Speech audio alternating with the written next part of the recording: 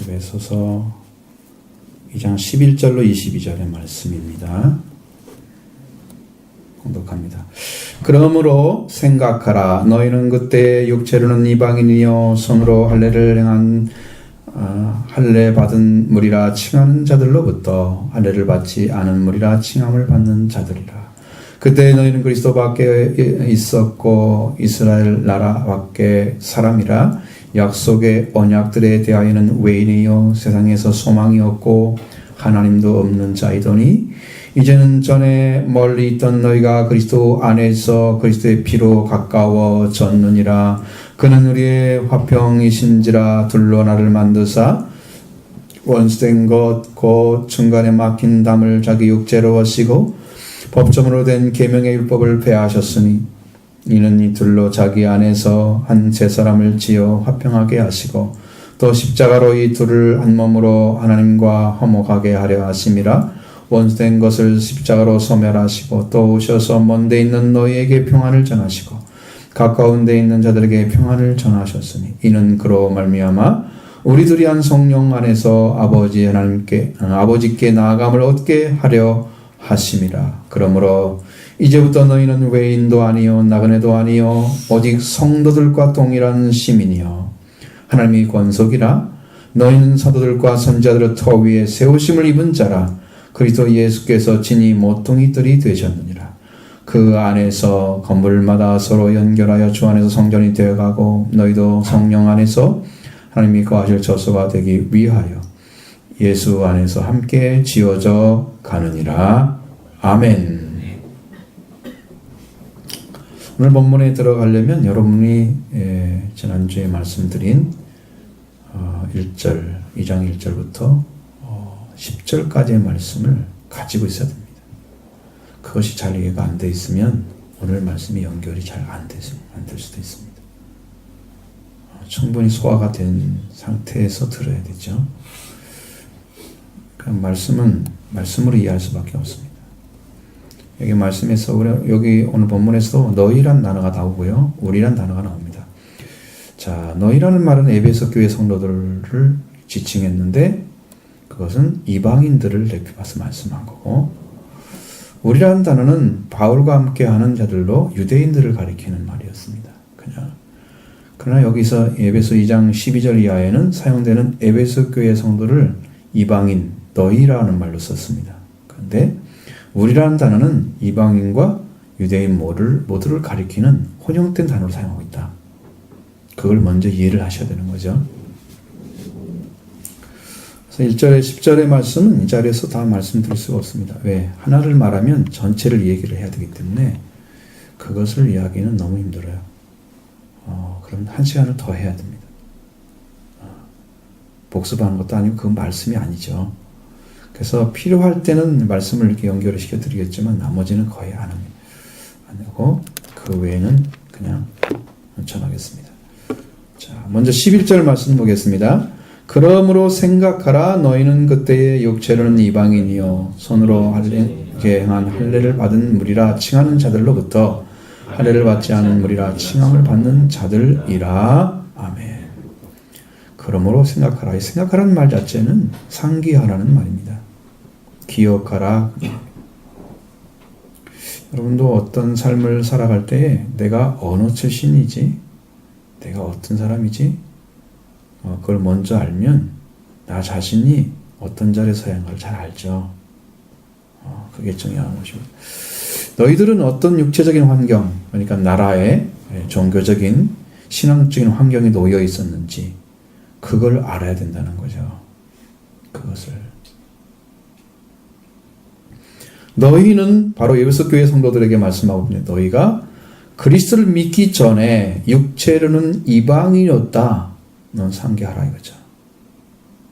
이방인이었다. 이방인은 유월절 경험으로 보면 유월절에 참여할 수 있는 자격 자체가 없는 상태에 있는 사람들이에요. 우리가 출애굽기 12장을 꼭 기억하셔야 됩니다. 유월절은 이스라엘 사람만 받도록 되어 있었어요. 이방인은 원할 때에 나도 참여하겠다고 원할 때에만 참여하도록 되어 있고 이스라엘은 자동으로 참여하게 되어 있고 이 핏줄이 다른 거예요? 하나님 선택에 의한 것입니다. 왜 그러냐고 물어볼 필요도 없는 거예요. 선택에 의한 것입니다. 그 다음에 또 손으로 육체에 행한 할례를 받은 무리라 칭하는 자들로부터 할례를 받지 않은 무리라 칭하는 받는 자들이었다는 것도 사실도 상기하라고 말합니다. 이 말은 따르게 얘기하면 굉장히 쉬운 말입니다. 그들의 신앙을 칭찬하는 게 아니고 그들은 할례를 받은 무리라고 자기들이 스스로 칭하고 있잖아요. 그런데 너희는 할례를 받지 못하고 있는 무리라고 칭한단 말이에요. 근데 그것은 뭘로 할례를 받았냐? 손으로 할례를 받았다는 거죠. 마음의 할례가 아니고 귀의 할례가 아니고 손으로 할례 받은, 물론 하나님께 약속했습니다. 아브라함에게. 아브라함의 자손에는 다 할례를 받게 만들었다. 그런데 할례를 행했는데 정작 영적인 할례는 없고 육체 할례만 하고 있는 사람들. 이면적 유대인이 아니고 표면적 유대인만 되는 사람들. 마음의 할례도 아니고 귀의 할례도 아니고 말씀도 안 듣고 순종하지도 않는 자들. 그들이 너희는 할례 받지 않은 자들이야 하고 지들도 신앙이 없으면서도 마찬가지로 그렇게 칭함을 받는 무리 중에 들어가 있다는, 종교적 환경이 그렇다는 거예요. 이방인들은 다 마찬가지죠. 원래 아브라함의 같은 위치를, 그런 신앙을 갖지 못했기 때문에 손으로 할례를 행했다고 얘기합니다. 유대인들은 회개하고 구원을 받는 자들이 아니었기 때문에 손으로 한 할례 자리라고 말하는데, 그러한 자들일지라도 그들에게는 할례 받지 아니한 자리라고 칭함을 받고 있는 너희들이라는 거죠. 에베소 교회 성도들의 말이죠. 잘 기억하시면 무슨 말인지 알겠죠. 그때에는 삶의 방향을 찾지 못하는 자들 가운데 있었는데 그들의 그리스도의 피를 통해서 가까워지게 하셨다고 말씀하고 있습니다. 12절을 보십니다. 그때 너희는 그리스도 밖에 있었고 이스라엘 나라 밖의 사람이라 약속의 언약들에 대하여는 외인이요 세상에서 소망이 없고 하나님도 없는 자이더니 이제는 전에 멀리 있던 너희가 그리스도 예수 안에서 그리스도의 피로 가까워졌느니라. 아멘. 그때는 에베소 2장 1절로 2절의 말씀과 같이 허물과 죄를 통해서 죽었던 자들입니다. 그때 이 세상의 풍조, 이 세상의 영, 그리고 공중의 권세를 잡은 자 아르콘을 따랐던, 사탄을 따르면서 살았던 자들입니다. 그때에 속한 자들이죠. 하나님은 그리스도와 함께 살리셨고 그리스도와 함께 일으키셔서 그리스도와 함께 하늘에 앉히셨습니다. 그리스도를 믿기 전에 삶은 그것이 없었던 것이죠. 그때는 그리스도 밖에 있었다. 구원이 없었던 것이죠. 구원을 가르쳐주지 않았어요. 한 사람도. 그래서 몰랐어요. 그들의 그리스도의 구원을 받는 것을 알지 못했던 때에 있었다 그랬죠. 그리고 그때에는 이스라엘 나라 밖의 사람이었다. 이스라엘 나라 사람이란 하나님께로 그 혈통이 회복된 자들을 가리킵니다. 영적인 혈통이 회복되어서 하나님께 속해 있지 않으면 이스라엘 나라 사람의 밖의 사람입니다. 마치 이스라엘로 계명하는 야곱과 같습니다. 그 전에 야곱은 하나님 혈통에 들어온 것처럼 하나님 역사하고 다 선택해서 일을 했는데 아직 못 들어왔던 것이죠. 이스라엘로 딱 바꿔지면서 하나님의 축복을 받고 혈통이 완전히 회복돼서 그의 후손들이 지파가 되잖아요. 나중에 12지파가 축복을 받은 거죠. 그래서 혈통이 회복된 것이죠. 그와 같은 거예요. 그럼 혈통에 들어가야 되죠. 그때에는 약속들에 대해서 외인이었다 그랬습니다. 하나님께서 이스라엘에게 주셨던 계명, 지키라 주셨던 계명, 명령 그런 과 구원하시겠다고 하신 약속들이 들어있는 그 말씀에 대해서 외국인이었다. 한 번도 들어보지 못한 말이죠. 그걸 들을 수 있는 혜택을 받을 수 없는 자리에 있었던 자들이죠. 외국인입니다. 우리나라도 외국인들이 들어와서 우리나라에 주민등록증이 이게 나올 때까지는 시간이 많이 걸리잖아요. 한 번 안 주죠. 귀화해도 시간이 많이 걸리고. 그러면 우리나라가 가질 수 있는 그 특권을 하나도 못 누리는 거죠. 없으면. 그래서 이제 외국인 자격증이라는 거는 만들어 갖고 그 외국인만 조금 이렇게 낫게 해주고, 불법 체류자들은 아무것도 못 받습니다. 사실 걸리면 큰일 나잖아요. 쫓겨나야 되니. 아무것도 아니에요. 그래서 아무런 관계가 없는 혈통을 가진 자들이었다. 뿐만 아니라 세상에서는 소망이 없었다는 거죠. 보이는 소망은 소망이 아니잖아요. 보이지 않는 소망이 있어야 되는데, 보이는 곳에 세상에서 살다 보니까 다 알게 되잖아요. 그런 것은 영원성이 없기 때문에 소망이 아닌 것이죠. 그래서 그들은 세상에 소망이 없는 자들이었어요. 영원성이 없는 소망, 이 땅에서. 또한 그들은 하나님도 없었습니다. 그들은 하나님과 끊어진 상태로 살아가고 있는 죄인 가운데 있었던 것이죠. 모든 것이 아주 빈털터리, 영적으로, 육적으로 하나님께 나아갈 수 있는 길이 아무것도 없었던 그런 자들 중에 있다는 것이죠. 우리는 어떻습니까, 여러분? 여러분은 뭐 자격이 있어서 온 건가요? 우리도 마찬가지죠. 여러분이 예배소 교회보다, 성도보다 뭐가 나은 게 있어요? 예수 믿기 전에 똑같잖아요. 그렇죠? 이제는 멀리 있던 너희가, 에베소 교회 성도들이죠. 이방인들이 그리스도 안에서 그리스도의 피로 가까워졌다고 말씀하셨습니다. 그리스도의 피만이 가까워지게 하는 거죠. 그리스도 밖에 있었던 자들이 그리스도 피로 가까워졌다 라는 것입니다. 그리스도의 피는 가깝게 하는 능력을 가리키고 있습니다. 예, 믿음을 가졌는데 하나님과 거리가 왜 이렇게 먼가? 여러분, 하나님이 가까이 계십니까? 여러분, 하나님과 거리가 얼마나 멉니까? 가까운가요? 친밀하신가요? 믿음이 있는데 하나님 거리가 왜 이렇게 멀리 있느냐 그러면, 그것이 그 거리가요, 생명은 얻을 수 없을 만큼 멀리 떨어져 있기 때문에 그런 거예요. 하나님과 영원한 분리가 되어져서 있는 정도의 거리입니다. 다시는 돌아올 수 없는 거리까지 멀어져 있는 상태예요. 거리가 너무 먼 거예요. 이 거리가 좁혀져 가지고 손 닿는 데까지, 손 닿는 곳까지 와 있었습니다. 이게 그리스도의 피로 가까워졌다는 뜻입니다. 그 거리가 생긴 이유가 뭐냐면 그리스도 밖에 있었기 때문에, 그리스도의 피가 없었던 것이죠. 그리스도 피가 없으면은 다 멀리 있습니다. 그건 죄 때문입니다. 그렇게 거리가 생긴 이유는 죄가.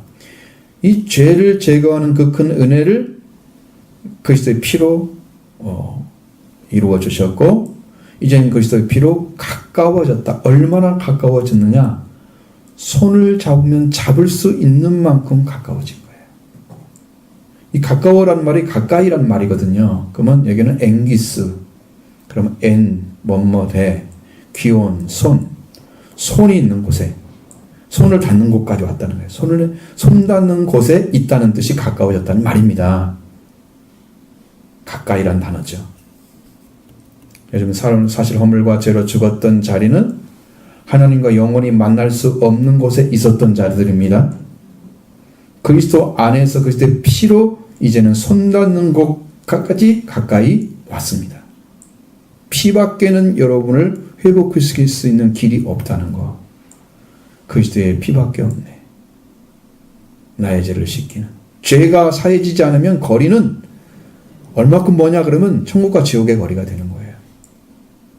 다시는 돌아올 수 없는 정도의 거리가 있는 거예요, 지금. 그런데 그리스도가 우리를 위해서 피를 흘려주심으로 우리의 죄를 덮어주시니까 뭐가 사라졌어요? 죄가 사라졌죠? 그러면서 거리가 손 닿는 것까지 가까워졌어요. 손만 딱 잡으면 되는 거예요. 그렇게 멀리 있던 사람이 얼마나 놀라운 일입니까? 그리스도의 피. 거리가 멀다는 하나님과 거리가 멀다는 것은 죽음에 있는 자들이고, 살려진 자만이 가까이 있는 자들입니다. 그리고 이 그리스도는 평화이시고 화목이시다라고 말씀하고 있습니다. 14절부터 16절 상반절까지 보겠습니다. 그는 우리의 화평이신지라 둘로 하나를 만드사 원수된 것 곧 중간에 맡긴 담을 여기 육체로 하시고 법정으로 된 계명의 율법을 폐하셨으니 이는 이 둘로 자기 안에서 새 사람을 지어 화평하게 하시고 또 십자가로 이 둘을 한 몸으로 하나님과 화목하게 하려 하심이라. 아멘. 자, 예수 그리스도는 우리의 화평이시다 그랬습니다. 화평은 평화를 가리키는 겁니다. 이 관계가 회복된 자리에 있는 사람들, 관계가 회복된 자리에 있는 사람들은 평화의 관계입니다. 이것이. 자, 관계가 회복되지 않아서 항상 불화하고 원수된 관계에 있으면 이 사람은 불화의 관계에 있는 거고요. 평화는 아닌 거죠. 자, 그리스도께서 평화이시기 때문에 그리스도의 평화, 그리스도와 계셔서 우리 사이에, 하나님과 사람 사이에, 또 사람과 사람 사이에 그리스도가 계시면 평화를 이루게 됩니다. 완전한 관계만을 지는 거죠. 그리스도만이 완전한 평화이십니다. 둘이 하나 되게 하시는 거죠. 둘이 하나 되게. 둘인데 하나가 되게 하는 거예요. 평화입니다. 자, 둘이 원수가 돼가지고 하나가 될 수 없었는데 그것을 하나 되게 하지 못하게 하는 그것을 헐어버려서 하나 되게 하시는 거예요. 그래서 평화이십니다. 그리스도는 회복하는 평화이십니다. 14절에 우리는 유대인과 이방인을 포함해서 우리란 단어를 사용하고 있습니다. 그는 우리의 평화를 이루실 때에 원수된 것, 그 중간에 맡긴 담을 자기 육체로 하셨다 그랬죠. 그 다음에 15절에 법조문으로 된 계명의 율법을 폐하셨습니다. 이건 둘로 자기 안에 새 사람을 지어 화평하게 하시고, 심지어 상반절에 십자가의 둘로 한 몸으로 하나님과 화목하게 하려고 하셨음을 말씀하고 있습니다. 둘이 된 것은 나누어졌기 때문입니다. 사람이 처음 만들 때는 아담 혼자였죠. 그런데 하나님이 아담의 관립대로 여자를 만들었다 그랬어요. 그리고 둘이 하나가 되어야만 생명이 태어나도록 그렇게 만드신 거예요. 그게 하나님의 방식이에요. 하나님이 선택한 방식, 백성은 이스라엘 백성이고 그들이 후에는 유대인이 됐잖아요. 나중에는 이스라엘 사람들이 다 사라지니까. 나머지 이방인들이었습니다. 모두 다. 둘이 하나가 돼야 되죠. 하나님이 창조할 때는 모두가 하나였습니다. 하나가 되어야 되겠네요. 그래서 하나님께서는 모든 사람 하나님께 가까이 가게 하는 길을 찾아주신 거죠. 그를 만들어주셨어요. 이방인을 구원하기 위해서 유대인들을 선택한 것입니다. 유대인들이 중심이 되게 하신 것은 우리 하나님의 뜻입니다. 이방인을 구원하는 것도 하나님의 뜻입니다. 이방인의 속에 자기까지 또는 우전하게 된 것이라 하는 말씀도 같은 의미인 것이죠. 둘로 된 것을 하나가 되게 하신 건 역시 교회는 신부이고 예수 그리스도는 신랑으로 하나 되게 하신 것 같은 거죠. 이 둘이 하나가 되었음이 곧 구원이고 구원의 완성입니다. 그는 우리의 화평이신지라. 곧 이방인과 유대인의 평화가 되시는 분은 예수 그리스도이다. 근데 어떻게 뭘로 맡겨 있어요? 원수된 것 때문에 맡겨 있어요. 원수가 돼 있었어요. 원수가 적의를 가리키고 있습니다. 적의. 유대인들은 이방인을 사람으로 보지 않았습니다. 짐승처럼 여겼죠. 너희들이 그러니까 이방인은 유대인을 무시하고 멸시합니다. 거꾸로. 그래서 유대인들과 이방인들에게는 서로 적으로 여기는 마음이 생긴 거지. 그게 적이라는 것입니다. 이방인은 유대인을 무시하고 적으로 여겨요. 유대인도 이방인을 무시하고 적으로 여겨요. 적대시해요. 항상 적대시하는 거예요. 그렇게 여기는 것들이 그 중간에 막힌 담이 돼가지고 서로가 소통하지 않게 딱 나눠져 버린 거예요. 이것이 중간에 막힌 담입니다. 이것을 자기 육체로 허시고 법조문으로 된 계명의 율법을 폐하시고, 자, 이 십자가의 둘로 이 둘을 한 몸으로 하나님과 화목하게 하라고 하셨다. 자, 여러분 여기서 잘 봐야 됩니다. 이것이 아주 중요한 문제인데 이걸 못 알아들면 뒤에 다 못 알아듣습니다. 이걸 알아듣시면 다 따라. 육체로 허신 중간에 막힌 담이 뭘까? 자, 유대인과 이방인을 갈라지게 한 것. 이건 수평적인 관계가 막혀버린 거예요. 이걸 헐었다요. 예수님이. 예수 그때 육체로 허셨다 그랬습니다. 그는 원수된 것이라고 써있고 그 원수되는 적이라는 말로 적대시하는 마음입니다. 서로 원수된 상태가 되는 거예요. 그래서 우리나라는 원수된 것이라고 얘기했었습니다. 또 다른 담은 하나님과 사람 사이에 맡긴 수직적인 담입니다. 이것은 죄가 맡고 있었습니다. 이렇게 맡고 있었던 수평적인 관계의 적이 하나님과 사람 관계를 맡고 있는 죄, 이것을 예수님의 육체로 다 헐어버렸다는 것이죠. 여기서 여러분이 믿어야 되는 것이 뭐냐? 중간에 막힌 담 육체로 자기 육체로 하셨다는 것이죠. 육체의 죽음은 죽음으로 이루어진 것 중 하나가 피를 흘린 거예요. 피 흘림입니다. 그리스도 예수 안에서 그리스도의 피로 가까워졌느니라. 피죠. 예수님이 피 흘림이 십자가에서 이뤘습니다.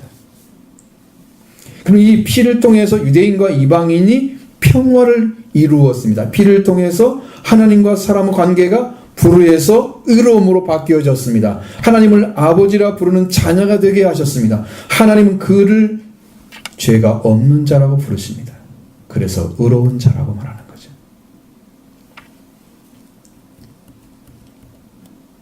자, 하나님과 사람 사이에 막힌 담, 그것을 육체로 하셨다고 말씀하십니다. 십자가에 달려서 예수님께서 숨을 거두실 때에 성소의 휘장이 위에서부터 아래까지 찢어졌다고 말씀하고 있습니다. 성소를 그러니까 여러분이 이 출애굽기를 잘 배웠으면 이게 이해가 되는데 이게 영으로 들어와야 돼요. 육으로 이해해서는 아무것도 모릅니다. 영 딱 들으면 이거 딱 이해가 되는데 하나님과 사람 사이에 맡겨진 담은 바로 성소와 지성소에 맡겼던 휘장이었어요. 하나님께 나갈 수 없는 거예요. 거룩함이 없이는. 최후에 막혀있던 하나님과 사람 사이에 막혔던 담이 바로 그거예요. 그 예수님의 육체의 죽음으로 헐어졌다는 거죠. 예수님의 육체로 하신 것은 율법의 법정으로 된 계명을 폐하시는 것입니다. 그 허심으로 성수의 휘장이 찢어짐으로 폐하시는 거죠. 이 법조문이라는 말은 도구마 더 신이라는 단어입니다. 도구마의 복수를 가리킵니다. 법조문들 뭐예요? 모세의 율법의 계명들과 각 법령들을 가리키는 거예요. 법조문이라. 그럼 구약성경 전체를 가리키는 거예요. 일단은 구약성경에서 율법에 속한 건 다 들어가 있다 이 말이 속에. 창출 내민신 다 들어가 있단 말이죠.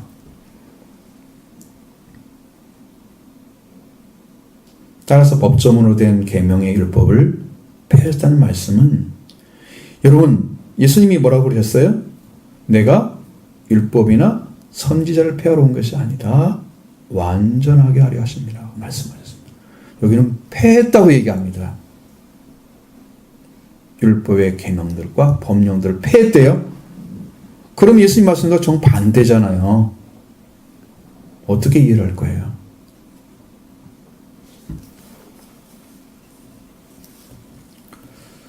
자, 이거 잘 보셔야 돼요. 그래서 이것은 정반대가 되는 것으로 보이죠? 원래 이 말의 중요성이 뭐냐면 폐하다는 말을 잘 이해하시면 이게 해결이 됩니다. 폐하다는 단어는 활동하지 못하게 하다, 못쓰게 하다 이런 말입니다.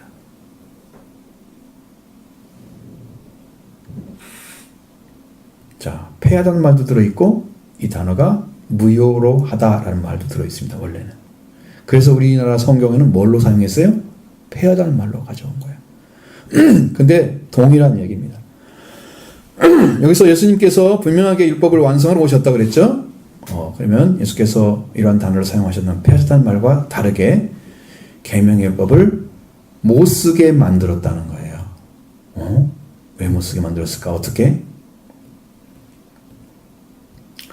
자, 율법을 사용할 수 없게 만들어야만이 폐하식이 되게 되는 건데, 예수의 십자가의 죽으심으로 중간에 막힌 담을 육체로 하셨죠?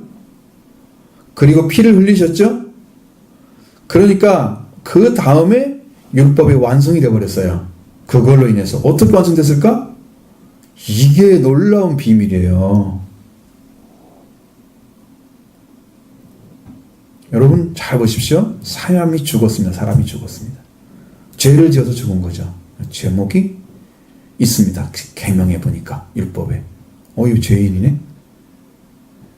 그러면 예수님이 피로 그 죄를 덮어주니까 그 율법이, 죄인이라고 가르친 율법이 필요할까요? 안 필요할까요? 필요 없게 됐죠. 그래서 폐한 거예요.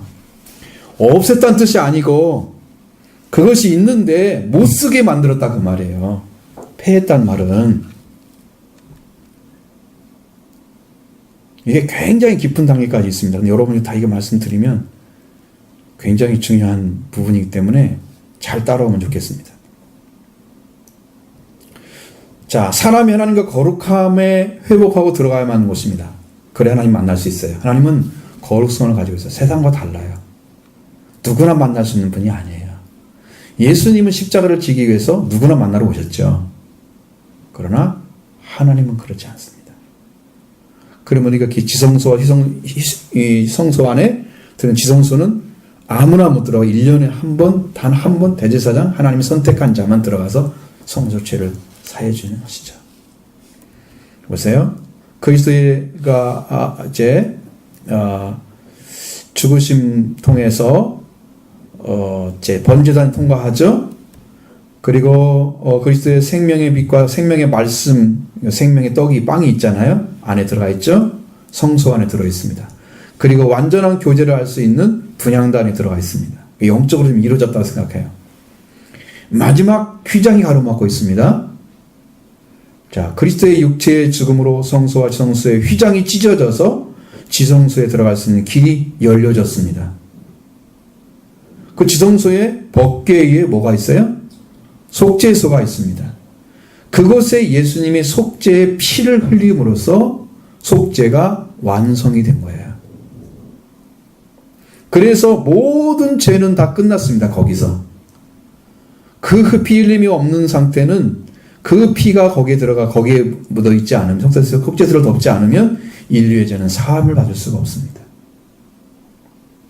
이제 하나님의 보좌에 이르게 하셔서 하나님과 사람이 화목이 완성이 됐습니다. 이것으로 인해서. 그런데 이것은 과거에는 어떻게 들어갔느냐? 속죄소 1년에 한 번 들어갈 때 수송아지 속죄소를 들어가죠. 지성소에 딱 들어가잖아요. 성류를 방울을 달고 들어가잖아요. 죽을지도 모르니까. 속죄를 하는데 아론의 아들들이 들어갑니다. 자기 집안을 위해서 속죄해야 되죠. 이스라엘 회중에서 속죄를 해야 됩니다. 자기를 위해 속죄해야 되고 세 가지를 해야 됩니다. 아론은 그 다음에 이제 영소 한 마리를 수송아 같이 또 한 번 드립니다. 드리는 방식이 있어요. 그래서 이거 어떻게 드리냐면, 자, 수소의 피를 가지고 들어갔죠. 그 들어가면 피를 맨 처음에 동편에 있는 곳에 한 번 딱 뿌립니다. 그리고 그 속죄소 앞에 7번 뿌립니다. 피를 딱 해가지고 7번을 뿌리고, 그렇게 해야 하나님이 그게 들어온 사람을 이해를 용서를 해주는 거예요. 그래서 죄가 거기서 1년 동안 지었던 죄를 다 용서받습니다. 그 다음에 염소를 가지고 또 한 번 합니다. 이게 똑같은 형태로. 그 다음에 속죄일에 아사셀 양이 있습니다. 아사셀 양, 염소가 있습니다. 이스라엘 모든 부류와 그들 모든 법, 죄를 다 거기에 그 염소한테 아뢰가지고 그 염소가 죄를 짊어지고 가는 거죠. 그 머리에 딱 안수와 그 부리를 가지고 가서 지고 가게 해서, 자, 접근하기 어려운 땅에 가게 데리고 갑니다. 그 염소를. 그리고 그 염소를 그 광야에 내놓습니다. 누가 잡아먹을지 모르겠죠? 이렇게 해서 속죄의 일이 끝나는 거죠. 이것이 바로 그림자라는 거예요. 예수님의 예수 그리스도의 속죄소에서 피로, 예수님의 피로 속죄소에서 그 죄를 딱 끝냈을 때, 예수님 피가 거기서 쏟아졌을 때 우리의 죄는 끝났습니다. 그러니까 지금 수소, 염소, 아사셀 양이, 염소가 필요가 없는 거예요. 이게 폐하였다는 뜻입니다. 거기 성경에 기록되어 있지만 사용할 필요가 없게 된 거예요. 그게 폐한 거란 말이죠. 성경을 없애라는 뜻이 아니에요. 그것이 있어야 그것 때문에 했구나는 걸 알 수 있는 거니까. 죄를 용서해 줬는데 제목이 없이 용서할 수 없잖아요. 죄가 있기 때문에 죄인이라는 거지. 죄가 없는 사람은 죄인이라고 그러는 거, 죄를 용서했다. 말이 안 되잖아요. 앞뒤가 안 맞죠. 그래서 예수님의 피가 거기에 들어가서 죄를 다 용서해버린 거예요. 인류의 죄는 예수님이 속죄에서 흘린 그 피로 다 끝났습니다. 이게 영적인 회복이 끝난 거예요. 우리가 죄를 위해서 피 흘릴 이유가 없어요. 죄하고 싸우는 것뿐이죠. 그렇죠? 여러분이 예수님이 이렇게 말씀하시잖아요. 다 목욕한 자들은 몸만 씻어도 된다? 발만 씻어도 된대요. 날마다 회개하라는 뜻입니다. 날마다. 근데 그걸 잘 못 알아듣고 나는 죄사함 받았으니까 나는 이제 뭐 무슨 일을 해도 괜찮아. 이것은 성경을 잘못 이해한 사람들이, 그래서 구원파가 잘못됐다는 거지. 죄를 한번 용서받았으니까 아무렇게 살아도 돼요? 다시는 뭐 이제 죄가 안 끊어, 이제 은혜가 안 끊어져? 어림도 없는 이야기죠. 그러냐. 자, 이렇게 해서 복잡한 율법은 쓰지 않고 그리스도의 피로, 그리스도의 육체, 그리스도의 피와 그리스도의 육체로 다 이루어져 버린 거예요. 그 율법의 계명이, 계명의 율법들이 그것이 다 쓸모없게 되니까 폐했다는 말로 쓴 거지 없다는 얘기가 아니에요. 무효화시켰다는 거죠. 그것이 활동하지 못하게 했다는 거죠. 이게 놀라운 은혜, 하나님께서 이미 예수님 통해서 이루는 비밀입니다. 이 피가 비밀입니다. 이렇게 해서 이방인과 유대인의 평화를 이루게 하셨습니다. 하나가 되게 하셨는 거죠. 사람과 하나님과 평화를 이루게 하셨습니다. 그래서 이 둘, 곧 유대인과 이방인이 한 몸으로 하나님과 화목하게 하셨다. 이 말씀이 이렇게 이루어지는 거예요. 16절의 말씀이.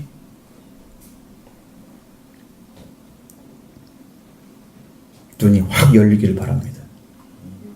그리스도의 피가 선포되면 주님이 일하십니다. 오셔서 여러분의 속죄 받는 것이죠.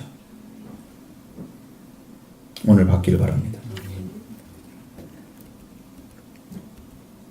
자, 또 더 중요한 단어가 있습니다. 또 뿐만 아니라 원수된 것을 십자가로 소멸하셨다라고 얘기합니다. 그리고 먼 데 있는 자들, 이방인들과 가까운 있는 자들, 유대인들에게 평화를 전해주셨다. 16절 하반절과 18절까지 보겠습니다. 원수된 것을 십자가로 소멸하시고 또 오셔서 먼 데 있는 너에게 평안을 전하시고 가까운 데 있는 자들에게 평안을 전하셨으니 이는 그로 말미암아 우리 둘이 산 성령 안에서 아버지께 나아감을 얻게 하려 하심이라. 아멘. 앞에서 말씀하신 원수된 게 뭐라고 그랬어요? 적이라고 그랬죠. 똑같은 말입니다. 원수된 걸 뭘로 어떻게 했다고요? 뭘로 소멸했어요? 십자가로 소멸하시고. 자, 16절 하반절 나오죠? 원수된 것을 십자가로 소멸하시고. 자, 원수된 것, 적대시하는 마음, 십자가로 소멸하셨다는 거예요. 유대인과 이방인 서로 적대시하는 마음을 십자가로 소멸했다. 이것은 원문대로 말씀드리면 원수된 것을 십자가로 소멸하시고는 적대시하는 마음을 가혹하게 죽이시고, 십자가란 말은 안 써 있습니다. 살해했단 말로 써 있습니다. 가혹하게 살해했다. 그러니까 여러분 원수된 마음을 십자가에서 완전히 죽여버린 거죠. 그래서 예수님 안에 들어가면 원수가 사라져버리는 거죠. 원수된 마음 자체가 사라져 버리는 거예요. 그러니까 예수를 믿게 되면 어떻게 하라고요? 원수를 어떻게 하라고요? 선대하라고 그러시는 거예요. 예수님이 다 죽여버렸다는 십자가에서 끝난 거란 말이에요. 예수를 믿고 나서 예수님 안에서 이루신 분, 예수님이 가혹하게 처벌을 해서 그 저기를 꺾어버렸었는데 이제는 다시는 그런 마음 갖지 않도록 만들어버렸는데 아직도 예수를 믿으면서 원수가 생겨 자꾸. 원수가 생겨. 원수를 만들어가. 이것은요, 주님의 십자가의 능력을 다 멸시하는 방법입니다. 십자가의 원수로 행하느니라. 저들은 믿음에서 떠나길 바라요. 가짜 믿음을 가지고 십자가를 멸시하는 자들은 그건 믿음이 아니에요. 예수님이 이미 다 끝내놓은 걸 가지고 지금도 자기 마음에 가지고 있으면서 십자가의 은혜를 받지 않고 십자가의 도는 구원하는 능력인데, 하나님의 능력인데 이 말씀이 들어오지 않아서 아직도 원수된 마음을 가지고 살아가는 그 마음이 죽지 않았잖아요. 유대인과 이방인들은 이제는 예수님 그리스도 안에 딱 들어오면 뭐가 돼요? 평화만 되지 적대시는 마음은 사라져버리는 거예요. 이제 원수가 아니야. 그럼 여러분도 원수도 있을 거 아니야. 집안에서. 집안 식구가 네 원수라 그랬으니까. 원수가 사라져버렸으면 뭐가 이루어졌어요? 예수 그리스도가 주인이 돼서 그 가정을 통치하는 거죠. 그러나 지금도 원수가 되어 있으면 옛날 율법적으로 지금도 내 방식으로 나와 관계에서 싸우고 있는 거예요. 원수.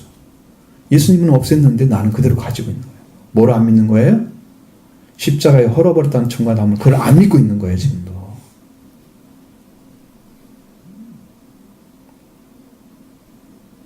그걸 믿으시기 바랍니다. 이루어진 걸 믿으면 여러분의 그게 이루어지는 거예요. 내 안에 뭐가 없어져요?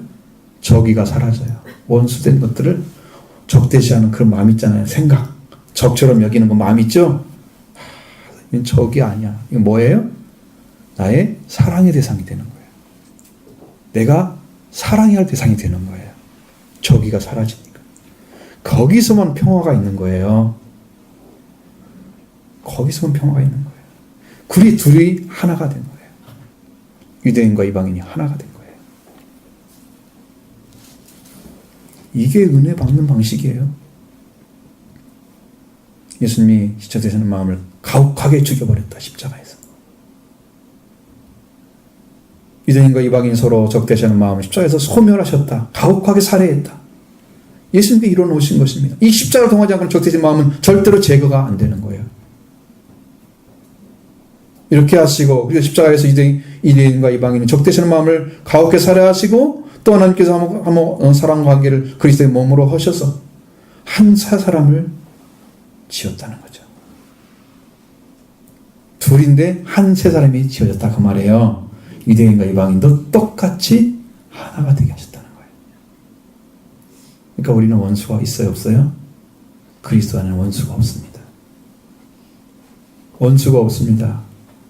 화평하게 하는 자 복이 있나니 하나님의 아들이라 일컬음을 받을 것이. 그게 아들들인 거예요. 그래서 그 마음이 다 사라졌기 때문에. 할렐루야. 놀라운 은혜입니다. 이 은혜를 다 받으셔야 됩니다. 다 받으시기 바랍니다. 마음에 깊이 받으시기 바랍니다. 영접하시기 바랍니다. 그래서 유대인이나 이방인이 모두가 한 세 사람 됐어요. 한 세 사람. 하나예요. 세 사람인데 둘이 합쳐도 하나예요. 한 세 사람. 누구나 똑같은 자리에 세우신 거예요. 이방인과 유대인이 구별이 있어요, 없어요? 없습니다.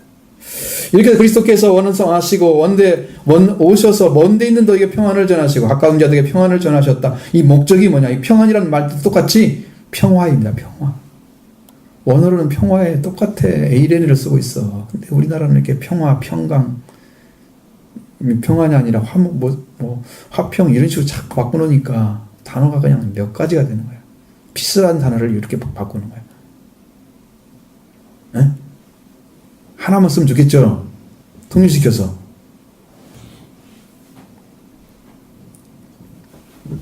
근데 우리나라는 평화나 협평이나 다 달라요. 의미 들어가 보면 조금씩 달라요. 똑같은 단어인데 바꿔놔가지고. 그래서 그 목적이 뭐냐 그러면 이 둘이 우리 둘이라고 그랬습니다. 우리들. 근데 언어에 보면 둘 다라고 써 있습니다. 둘 다 누구예요?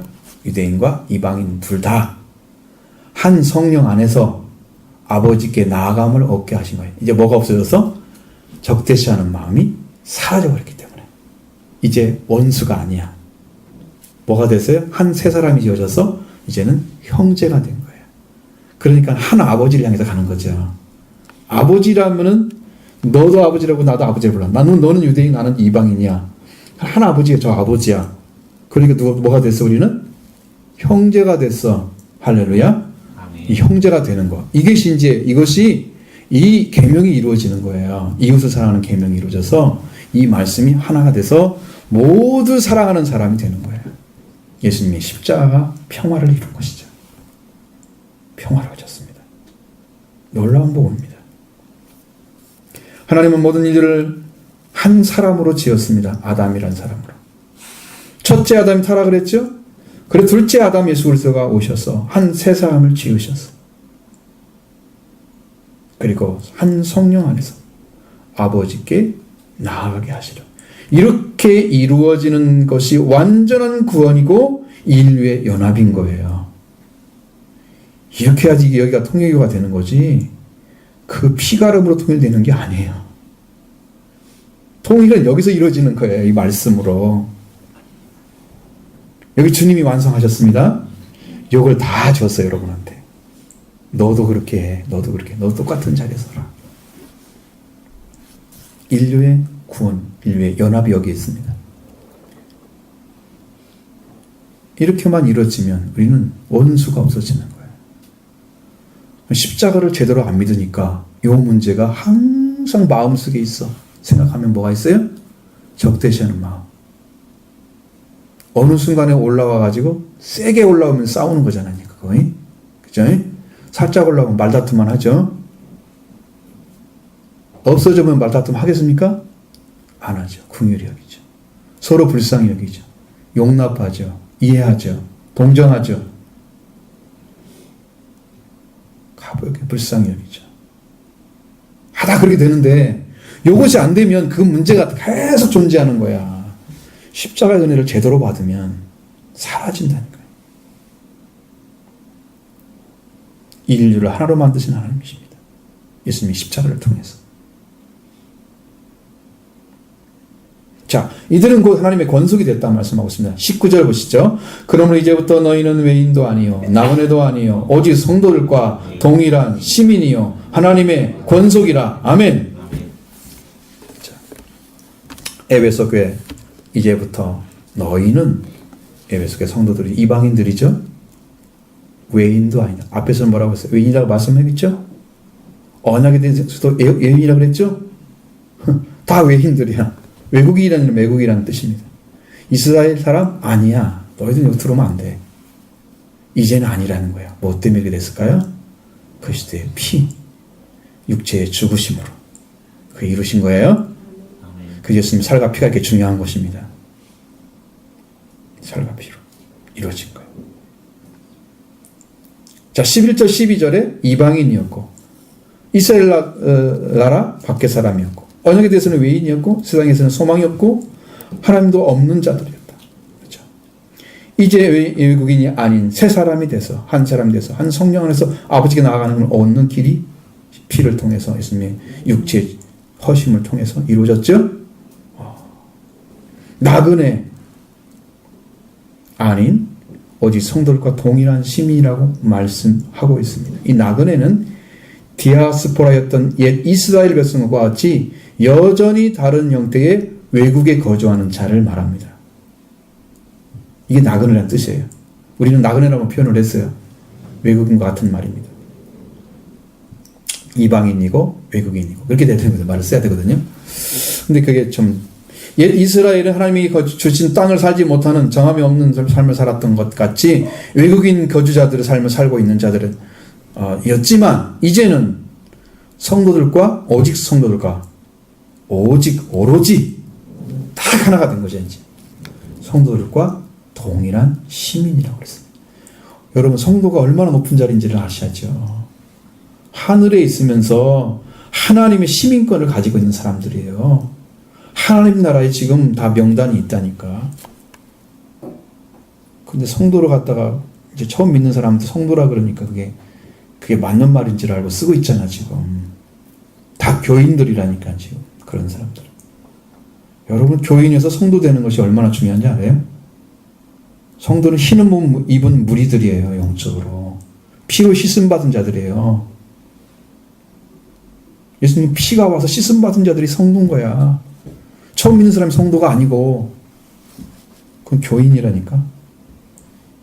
그래서 대부분 뭐라고 그래요? 교우들이라고 부르잖아요. 우리 교우들은 사실 성도가 돼야 되는데 제일 중요한 거죠. 성도들은. 그 다음 하나님의 권속입니다. 뭐냐면 하나님의 가정에 속하는 이런 뜻을 가지고 있습니다. 하나님의 가정에 속한 자들이에요. 하나님의 아버지라면 그 아버지를 중심으로 해서 가정이 이루어졌어요.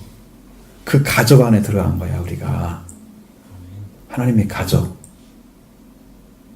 여러분이 그렇게 된 줄로 믿습니다. 아멘. 그런 걸 찾을 줄로 믿습니다. 아멘. 하나님은 이제 잃어버린 자녀를 찾아서 하나님의 가족에 영원히 가족이 되는 축복을 주시기를 원합니다. 아멘. 내가 얼마나 귀한 존재인지, 내가 또 한 사람 한 사람이 얼마나 귀한 존재인지, 이 자리를 지금 살게 하려고 예수님이 피 흘리신 건데, 여러분 저 밖에 있으면 되겠어요? 반드시 찾아야 되겠죠? 아멘. 내 것이 안 되면 나는 아무 의미 없죠? 응? 내 것 되기를 원합니다. 아멘. 그래서 하나님의 소유가 되는 거죠. 하나님의 가족이에요. 하나님 것인 거죠.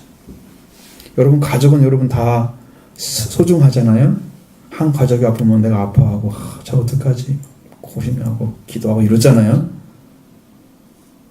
가족이 아프면 슬퍼하잖아요. 가족이 힘들면 같이 힘들어하잖아요. 기쁘면 같이 기뻐하잖아요. 내 가족이니까. 하나님이 찾아주셨단 말이에요. 이렇게 놀라운 은혜로 영원히 살아갈 가족을 이미 찾으신 거예요. 하나님께서. 가족을 찾으신 하나님, 이게 인류의 구원이에요? 여기가 구원인 거지.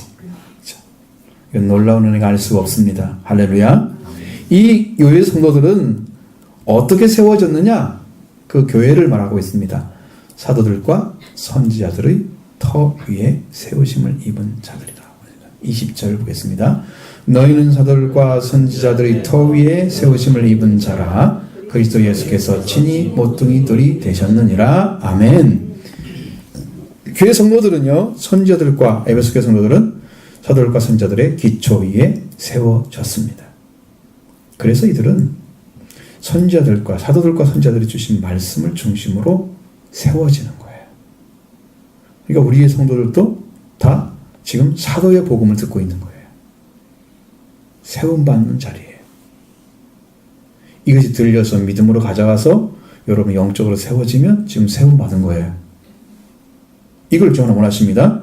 이걸 주시기를 원하시는 거예요. 그들에게 그렇게 지금 사도들과 선지자들이 있는데 그들에게 그리스도 예수께서 모퉁이 되셨다고 말씀하고 있습니다. 이 모퉁이돌은요, 모퉁이에 놓여져 있는 돌로서 이사야 28장 16절의 기초에서 말씀하고 있습니다. 여기에는 여호와께서 말씀하시는 거죠. 내가 한 돌을 시온에 두었다. 기초로 세워놨다. 여기가 딱 시작이에요. 그 시험한 돌이고 이건 귀하고 견고한 돌이다. 그를 믿는 자는 다급되게 하게 되지 아니할 것이다. 다급하단 말은 굉장히 급하다는 뜻이잖아요. 그런 일이 생기지 않는다는 거예요. 하나님께 안정되게 딱 주장하시고 그 안에 계시는 거예요. 다스려 주시는 거예요. 그 위에 세워지기 원합니다. 이 돌이 이게 중요한.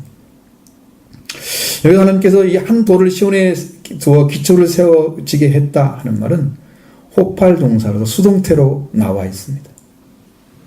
세워지게 했다는 거예요. 자기가 스스로 선 게 아니에요. 그러니까 예수님도 자기가 항상 뭐라고 그래요? 아버지께서 보내셨다고 얘기하잖아요. 수동태죠. 세우신 거예요. 왕으로. 그게 견고한 돌이에요. 예수 그리스도가. 자, 모퉁이 돌을 보면 스가랴 10장에 보면은 건축의 기초로 나와 있습니다. 그래서 국민의 지도자를 가리킬 때 모퉁이 돌이라고 사용합니다. 그럼 예수님은 친히 모퉁이 돌이 됐다는 말은 이 교회의 모퉁이 돌이니까 예수님이 머리가 됐다는 얘기입니다.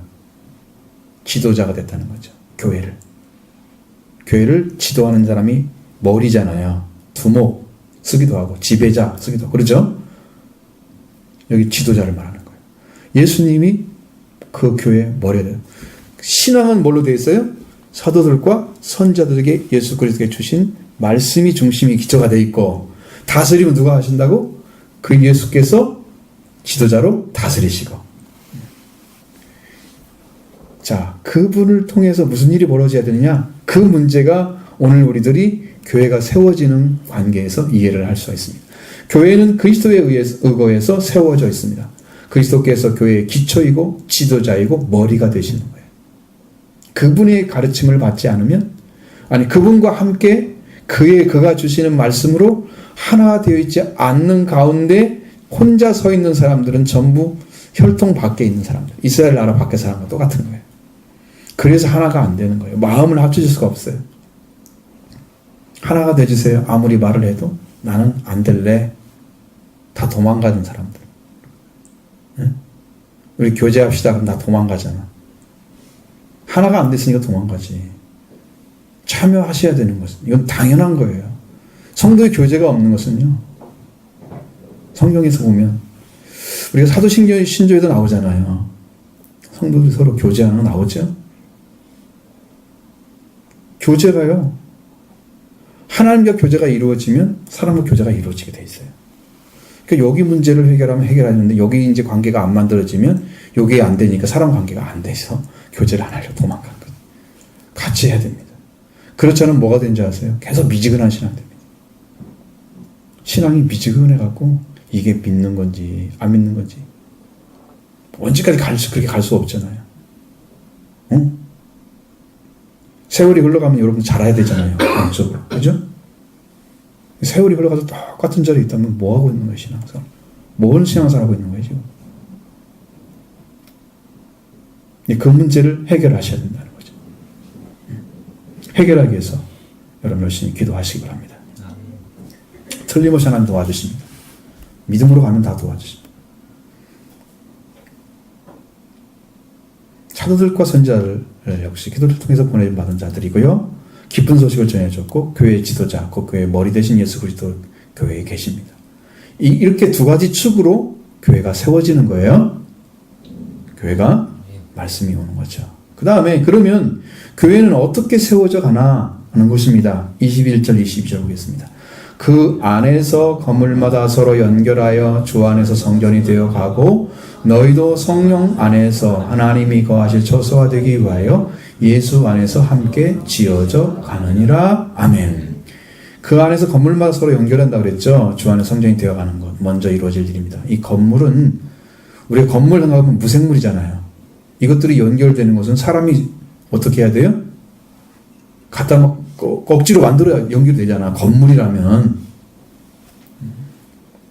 이건 건물이란 말은 건물마다 그랬잖아요. 한 분 한 분 성도들을 가리키는 것입니다. 한 생명이 하나가 되는 거예요. 예수님 안에서 건물마다 하나하나가 연결되어서 큰 건물이 되어가는 것처럼 그것처럼 성도 한 분 한 분이 어떻게 해야 되라고 그랬어요? 서로 연결하여 그랬잖아요. 이 연결한다는 말 자체가 서로 밀접하게 결합하여 라는 말입니다. 그러니까 영적인 사람들은 결합력이 엄청 강해진다는 얘기예요.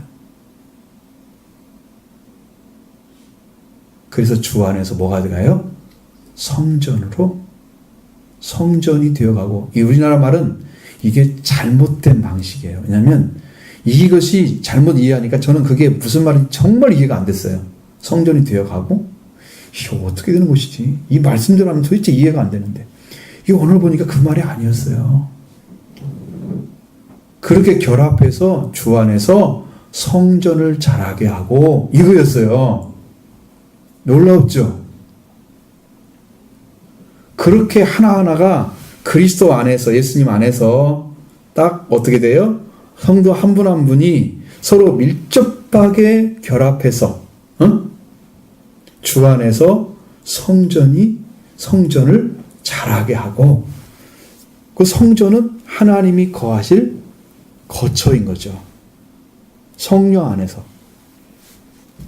그러니까 여러분들이 이렇게 주님 안에서 하나가 되어져서 이 안에 이렇게 하나 돼서 같이 놓여 있잖아요. 요 안에 하나님이 계시는 거예요. 이게 교회라고 하는 것이죠. 그래서 두세 사람만 모여도 교회가 되잖아요. 내 이름으로 모이는 곳에 내가 그들 중에 예수님이 있다고 말씀하시고. 이게 한 사람 한 사람이 얼마나 중요한지 아시겠죠? 나 한 사람 어때요? 빠지면. 그거 아니에요. 나 한 사람 때문에 다른 사람이 있는 거예요. 내가 중요한 것입니다. 하나가 되어야 됩니다. 하나가 되어줘야 됩니다. 성전을 자라게 하는 거래요. 성전을 자라게 하는 거. 그래서 먼저 그리스도와 연합이 되어지고, 성도와 성도가 연합이 되어지고, 이렇게 해서 주 안에서 성령이 성전을 자라게 하는 역할을 하는 거예요, 여러분들이. 주 안에 성전을 자라게 하는 원동력은 그 안에, 예수 그리스도 안에 시작하는 거죠. 그 안에 성도 한 분 한 분이 밀접하게 결합해서 주 안에서 성전을 자라게 하시는 거예요. 그래서 정말 영적인 밀접도가 그 생명이 연결돼서 한 형제로 살아간다는 거죠. 영원한 하나님 나라를 가지고 한 형제로 살아가는 거예요.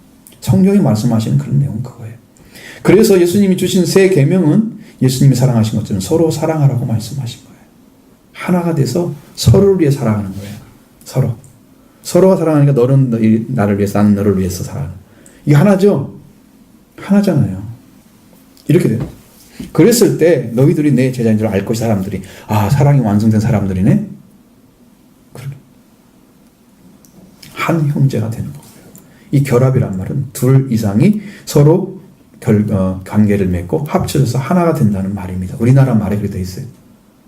둘 이상이에요. 혼자는 하나밖에 없는 거지 둘은 안 되잖아요. 그러니까 둘 이상이 하나가 되는 거죠. 합쳐져서 하나가 되는 거예요. 서로 밀접하게 결합돼서 영적인 결합이 이루어져서 이렇게 되어서 하나가 돼서 주 안에 성전을 자라게 하시는 역할을 그 교회가 하는 거예요. 여러분 그 안에 들어온 사람들, 사도들과 선지자들의 터 위에 세워지고, 그 다음에 그리스도가 머리가 되어서 이렇게 세워진 사람들은 그 안에서 그렇게 자라가서 교회를 자라게 하신 역할을 한단 말이에요, 여러분들이. 그래서 고린도전서 1장 10절에 형제들아, 우리 주 예수 그리스도의 이름으로 너희를 권하노니 모두가 같은 말을 하고 너희 가운데 분쟁이 없이 같은 마음과 같은 뜻으로 온전히 합하라. 합하라 그러죠? 온전히 합하라. 완전한 결합을 얘기합니다. 마음이 합쳐지는 거예요. 뜻이 합쳐지는 거예요. 말이 합쳐지는 거예요. 왜? 한 말씀 주신 예수님. 그렇죠? 한 마음 주신 예수님. 한 뜻을 주신 예수님. 그러니까 하나밖에 없는 거잖아요. 그래서 같은 것이 되는 거예요. 완전히 결합하라. 바울이 얘기한 것입니다. 바울을 통해서 하나님 말씀하신 거죠. 하나가 되어지는 것, 서로 밀접하게 하나 되어 주 안에 성전을 자라게 하는 일을, 이게 성도들이 한 일이에요. 그러니까 그 전에 에베소 교회 성도들이 이렇게 쭉 오잖아요. 어떻게 됐다 얘기해 주죠. 그 과정이 있어야만 되는 거죠. 이렇게 이루어지길 바랍니다. 두 번째는 성장은 22절의 말씀, 너희도 성령 안에서 하나님의 걸쳐서가 되기 위해서 예수 안에서 함께 지어져 가느니라.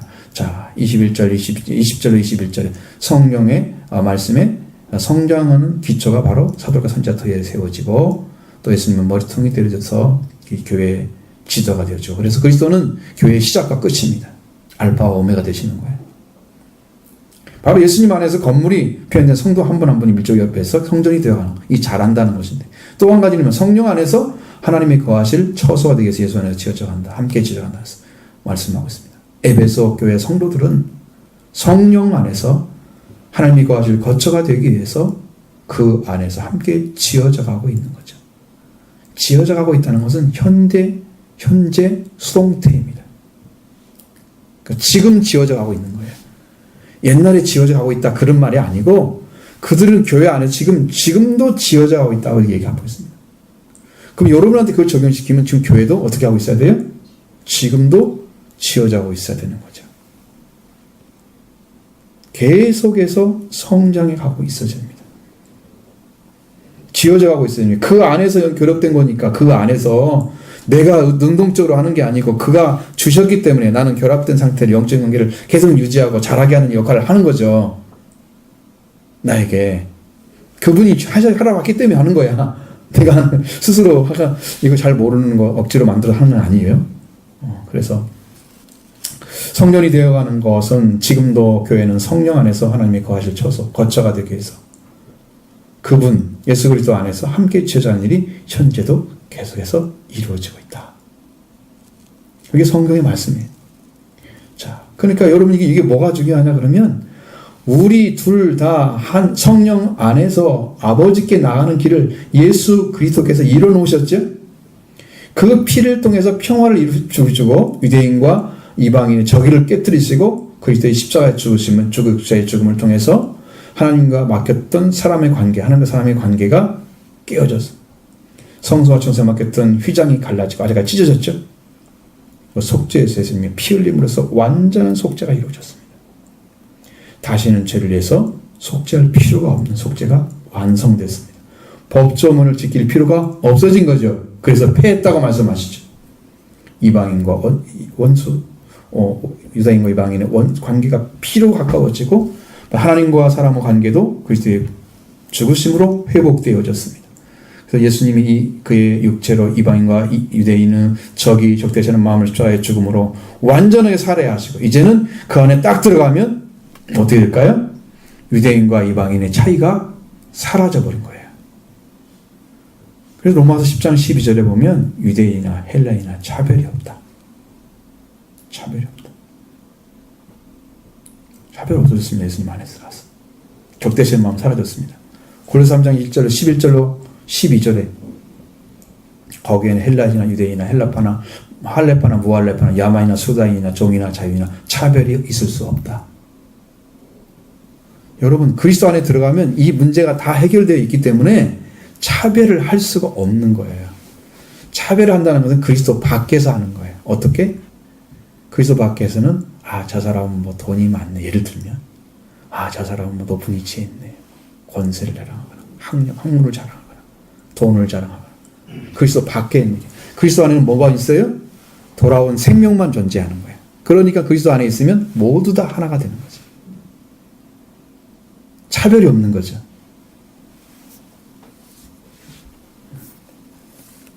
그렇게 되어 있습니다. 성경이. 이게 놀라운 것입니다. 차별이 없는 자리. 예수 그리스도 계신 곳에만 그게 가능합니다. 다른 곳은 다 인간적이에요. 여러분 딱 정치에 들어가면요. 다 인간적이에요. 자기가 이기려고 맨날 네거티브하고 막 싸우잖아요. 나쁜 것만 찾아가지고 말아요. 좋은 것만 자기 정책을 말하면 자기를 지지할지도 모르는데 남은 얘기만 해가지고 막 헐 뜯고 이런 것만 하고 범죄 집단이죠.